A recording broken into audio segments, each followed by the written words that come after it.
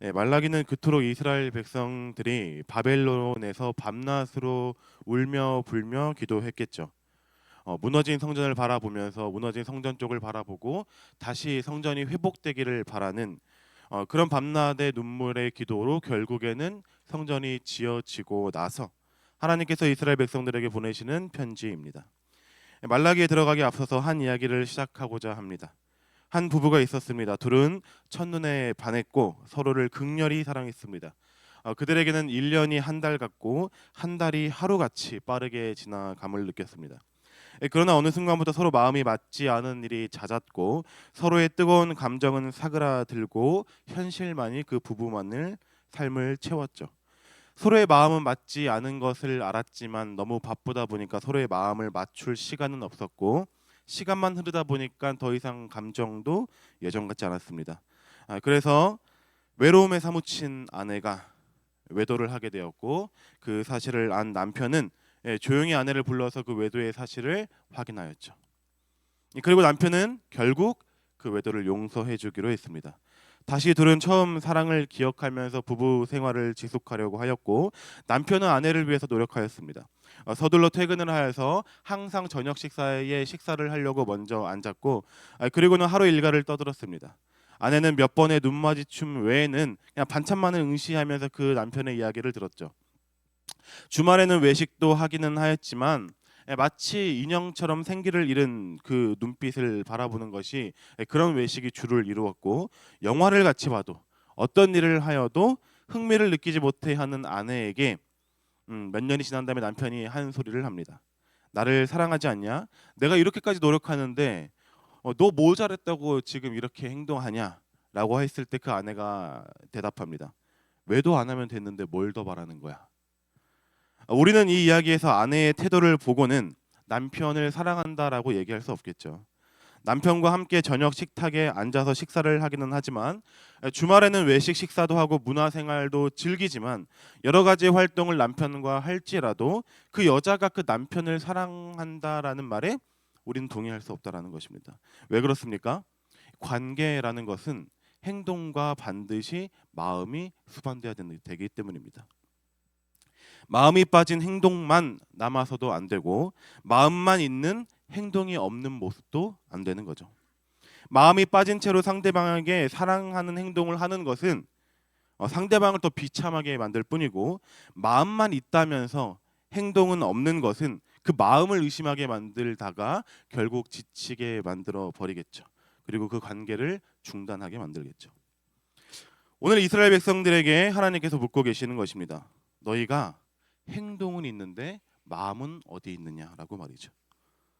내가 이방 신들과 같이 목석과 금석으로 만든 우상들이라고 생각하는 것이냐? 나는 살아있는 하나님이며 질투하는 하나님이고 격렬히 너희를 사랑하는 하나님인데 너희가 어떻게 그렇게 행동하느냐? 그러자 아까 우리가 제가 만들어낸 이야기 가운데 그 아내가 이렇게 얘기했잖아요. 해줬잖아. 뭘 더 바래? 오늘 이스라엘 백성들도 이렇게 얘기하는 거죠. 하나님이 원하시는 대로 했잖아요. 뭘 더 바라시는 겁니까? 먼저 하나님은 이스라엘에게 묻습니다. 내가 너희를 사랑하였노라.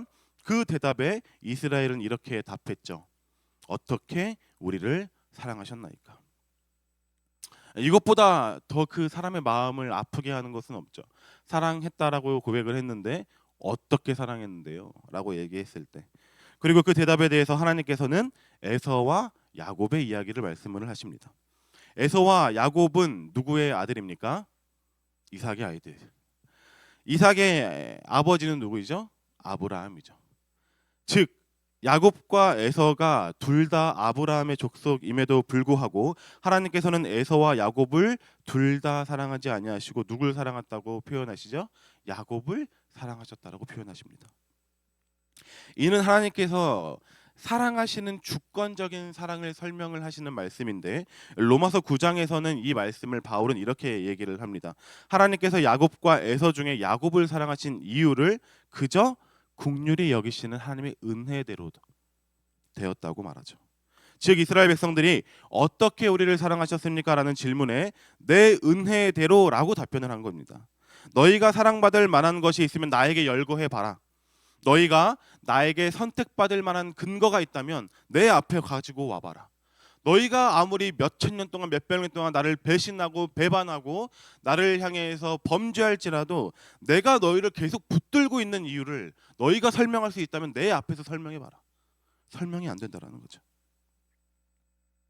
에돔이 죄악으로 무너진 성읍을 세울지라도 오늘 말씀에서 뭐라고 말씀하십니까? 전능자가 헐리라. 세울지라도 내가 반드시 헐리라. 전능하신 하나님께서 헐리라 라고 말씀하시죠. 그리고 그 성읍은 다시 재건되지 못할 것이며 영영이 악한 지역이라고 불려지며 진노를 받은 백성이라고 불려질 것이라고 얘기합니다. 그러나 오늘 이스라엘 백성들에게는 뭐라고 말씀하십니까? 이스라엘이여 너는 행복한 사람이로다. 왜 행복한 자들입니까? 그들에게는 하나님의 자비가 머물기 때문입니다. 그들이 범죄하여서 하나님이 그들이 범죄함으로 인하여 하나님의 공의가 차시고 하나님의 진노하심 때문에 더 이상 이스라엘 백성들을 볼 수 없을지라도 하나님께서 회초리를 드시고 이스라엘 백성을 치시겠죠. 그래서 이스라엘 백성들의 성읍이 무너질지라도 그들이 회개하여 다시 하나님의 얼굴을 구하면 내가 너희의 성읍을 다시 건축하리라. 내가 재건하리라 라고 말씀하셨기 때문이라는 것입니다. 그러므로 어떻게 사랑하셨습니까? 라는 질문에 하나님은 이 에서와 야곱의 이야기를 하시는 거죠. 나는 너희를 야곱과 같이 대하였다. 야곱과 같이 대하였다. 히브리서 말씀에 빌리자면 나는 너희를 사생자로 대하지 아니하였고 친자녀처럼 대하였다. 그리고 그 근거는 오직 나 여호와에게만 있고 너희에게는 없는 것이다 라고 말씀하신다는 것입니다. 그리고 6절에서 이스라엘 백성들에게 묻습니다. 나는 너희를 이렇게 사랑하였거늘 너희는 나를 사랑하지 아니하였도다. 그랬더니 또 되묻습니다. 우리가 언제 주를 공경하지 않았습니까? 언제 우리가 주의 식탁을 더럽혔습니까? 하라는 대로 다 하지 않았습니까? 라고 말이죠. 그러한 대답에 하나님께서 너희가 중요하게 생각하는 사람한테 선물을 줘도 신경 써서 줄 텐데 너희가 나에게 가져온 것들을 봐라. 중요한 사람한테 주는 선물은 고사하고 너희 친구들한테 주지도 않을 그런 선물을 내게 가져오지 않았냐라고 말이죠. 선물은 너무나도 설레는 단어이지 않습니까? 기념일 때 주기도 하고 아니면 기념일이 아닐 땐 더 설레기도 하죠. 뜬금없이 주는 선물은. 그런데 그 선물 안에 아주 오래 쓰다가 이제 당근으로도 할 수 없을 만큼 오래된 물건이고 누구도 사가지 않은 물건, 그렇다고 해서 일반 쓰레기 봉투에도 넣을 수 없는 그런 처치곤란의 물건을 그 안에 넣어서 선물하였더라면 어떤 마음을 받겠습니까? 그것보다 더한 모멸감을 느끼는 것은 없겠죠. 마치 내가 거지가 된 것 같고 내가 이 사람한테 어떤 잘못을 했던가, 나에게 이토록 모멸감을 주는 이유는 무엇일까? 차라리 주지 말지. 선물이라는 것은 요청한 것이 아니지 않습니까? 안 주면 되는데 왜 이런 선물을 나에게 줘서 나의 기분을 이렇게 상하게 할까를 고민하게 만든다라는 거죠. 오늘 하나님께서도 같은 말씀을 하시는 것입니다. 너희 야곱들아, 내가 너희를 택한 이유를 그저 내 주권적인 은혜로 너희를 사랑하였거늘, 그리고 너희가 나를 외도할지라도 너희가 나를 버리고 외도할지라도 나는 너희를 사랑하는 일을 멈추지 않았거늘. 너희는 나에게 선물이라면서 가져오는 것들은 유통기한이 지난 것들 뿐이며 썩어서 냄새나는 것들이고 병들어서 상품 가치도 없는 것들을 가져와서 이거 우리 하나님 받으시면 좋아하시겠다라고 가져오니 나에게 왜 이렇게 모멸감을 주냐라고 말이죠. 오늘 하나님께서는 이스라엘 백성들의 야곱들의 예배를 통하여서 무엇을 느끼신 것입니까? 모멸감을 느끼신 거죠. 거룩한 천사들도 자신의 날개로 자기의 얼굴을 가리면서 거룩하다 거룩하다 만군의 하나님 여호와여 라고 하시는 경배하시는 하나님이신데, 그가 지으신 피조물들에게 오늘 무시를 당하시고 수치를 당하시는 일이죠. 그것도 이방인들도 아니고 야곱과 같이 대우한 이스라엘 백성들에게. 이 일은 마치 누가복음 9장 54절의 말씀처럼 야고보와 요한이 불을 명하여 저들에게 멸하기를 원하십니까? 라고 분노를 발했던 것처럼 천사들이 하나님의 보좌 우편에 앉아서 하나님을 저렇게 모멸하는데, 하나님에게 저렇게 수치를 주시는데 우리가 불을 보내어 그냥 멸하면 되는 거 아닙니까? 라고 말할 만큼 아주 심각한 일이죠. 이뿐만 아니라 이스라엘 백성들에게 너희가 나에게 이런 것들을 가져오는 것들도 부족하여 서로 말하기를 코웃음 치면서 하나님께 예배드리는 것은 참 번거로운 일이다 라고 얘기하니 너희면은 그런 예배 받겠느냐 라고 말이죠. 엄숙한 하나님의 경고이죠. 왜 하나님이 참으셔야 합니까? 돌들로도 찬양 받으실 수 있는 하나님께서, 그런 하나님께서 마치 오늘 이 사건 가운데에 누가 등장하여서 주님 창 좀 주십시오, 내가 비느하스 창처럼 저들을 다 꿰어 죽여 모멸하겠습니다 라고 할지라도 그거 너무한 거 아닙니까? 누가 그렇게 얘기하겠습니까? 그러나 그럼에도 불구하고 오늘 말라기 서신은 사실은 재판장이 죄인 앞에서 형벌을 내리는 장면이 아닙니다. 이후에 있을 말라기 전체에서 흐르는 하나님의 은혜는 너희가 나를 이렇게 업신여기고 나를 모욕하였으나 그러나 내가 너희가 선언한 것들로 인하여 내가 말한 것들로 인하여 너희 스스로 말하기를 우린 다 망하게 되었도다 라고 생각할 수도 있겠으나 그러나 너희가 소멸되지 아니하리라가 사실 말라기 전체에서 흐르는 하나님의 은혜이죠. 즉 죄인에게 내리는 형벌의 선언이 아니라 긍휼 선언문이라는 것입니다. 마치 이렇게 비유하고 싶은데 하나님과 야곱 백성들이 서로 변론합니다. 하나님이 서 있고 야곱이 앞에 있으면서 야곱의 백성들이 앞에 있으면서 서로 변론하는 거죠. 너희 어떻게 나한테 그럴 수 있느냐라고 얘기했을 때 야곱이 고개를 빳빳이 들고 우리가 언제 하나님한테 그랬습니까? 라고 했을 때 너희가 이렇게 나를 모욕하지 않았느냐, 너희가 병든 거 가져오지 않았느냐 라고 했을 때 고개가 조금 숙여지고, 너희 훔친 거 갖고 오지 않았느냐 라고 했을 때 고개가 조금 더 숙여지고, 너희가 나한테 이렇게 업신여기지 않았느냐, 이방도 아니고 이방인들도 아니고 내가 너희를 택하여서 내가 너희를 끝까지 사랑해서 내가 너희를 여기까지 인도한 나 여호와를 이렇게 모멸할 수 있냐 라고 했을 때 완전한 고개가 숙여져 가지고 이제 이 야곱의 백성들도 스스로 생각하기를 이제는 우린 사형 재판만 받으면 되는구나, 그래 하나님이 저렇게까지 얘기하시면 사형을 선언하시겠구나 라고 얘기하면서 고개가 완전히 떨어졌을 때 하나님께서 뭐라고 말씀하십니까? 그러나 내가 너희를 소멸하지 아니하리라.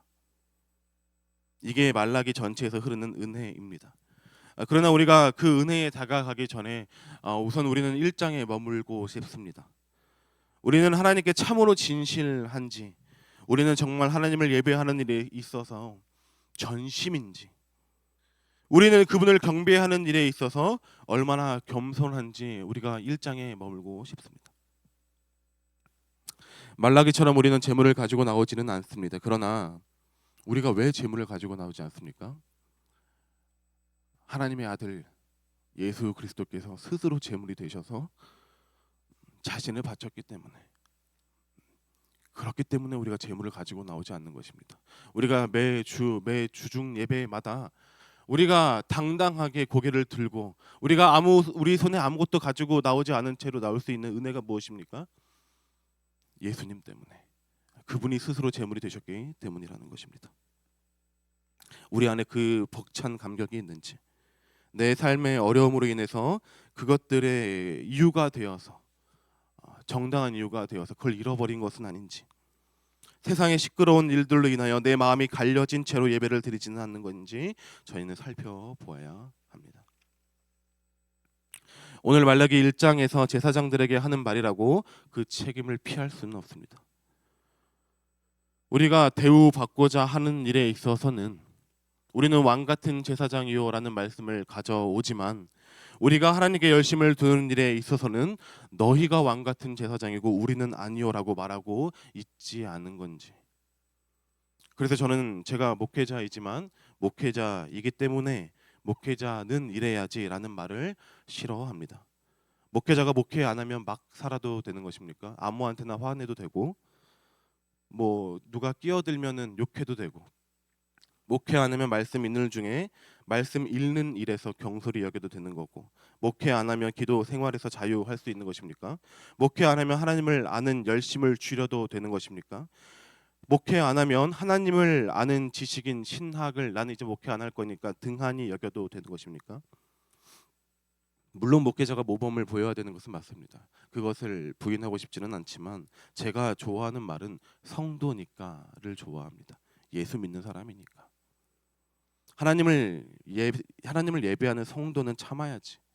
하나님을 사랑하는 성도는 하나님의 말씀 읽어야지. 하나님께서 부르신 성도니까 그의 뜻대로 살아야지. 우리를 택하신 하나님을 내가 아는 일에 있어서 힘써야지 라고 하는 말을 좋아합니다. 그렇기 때문에 우리가 마음을 새롭게 합시다. 허리띠를 다시 고쳐 잡고 하나님을 예배합시다. 멜로디 하나하나에 하나님께 드리는 찬양의 가사들의 진심을 다해 부릅시다. 우리 하나님은 그렇게 찬양받기에 합당하신 분이니까 우리가 하나님을 아무 생각 없이 그저 습관처럼 공허하게 찬양한다면 우리 하나님이 도대체 어디서 영광 받으셔야 됩니까?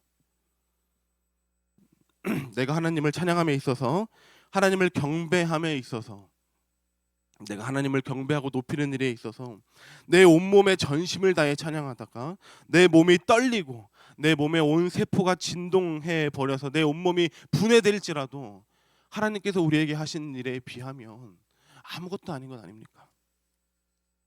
그것이 어떻게 우리에게 가품이 되겠습니까? 그렇기 때문에 우리 하나님 진짜 진실되게 찬양합시다. 우리 진실되게 하나님께 예배합시다. 거룩하신 하나님의 말씀에 내 마음을 두고 하나님 앞에 무릎을 꿇고 나아가 기도하기를, 주님, 사실 내 뜻은 이렇습니다.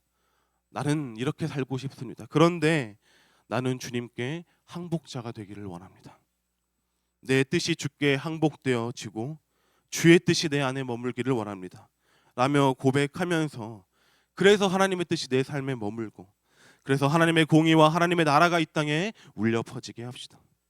저는 것과 병든 것과 같은 다툼이 있는 예배를 그치고 한 지체로 부르신 하나님의 은혜에 감사하면서 성령께서 하나 되게 하신 것을 힘써 지킵시다. 공의와 사랑이 물같이 흐르게 합시다. 만군의 하나님 우리 주 아버지께서 영영이 영광을 받으시도록 우리 그렇게 합시다. 기도하시겠습니다.